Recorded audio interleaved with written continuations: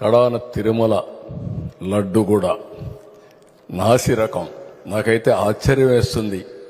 ఎన్ని కంప్లైంట్ చేసినా కడాన వెంకటేశ్వర స్వామి పవిత్రతను దెబ్బతీశారు.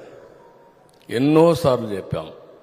అక్కడ ఎంత దుర్మార్గంగా ప్రయత్నం చేశారంటే అంత దుర్మార్గంగా ప్రవర్తించారు.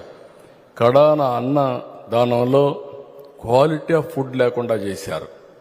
దేవుని దగ్గర పెట్టే ప్రసాదం అపవిత్రం చేసే విధంగా ఓసారి బాధేస్తుంది.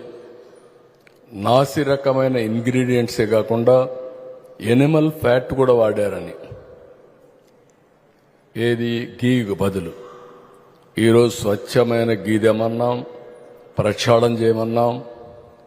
నాణ్యత పెరిగింది, ఇంకా కూడా నాణ్యత పెంచుతాం.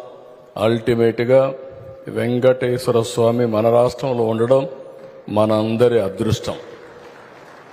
ప్రపంచం అంతా మన దగ్గరికి వచ్చే పరిస్థితికి వచ్చారు. అలాంటప్పుడు వెంకటేశ్వర స్వామి పవిత్రతను కాపాడుకోవాల్సిన బాధ్యత మనందరిపైన ఉంది.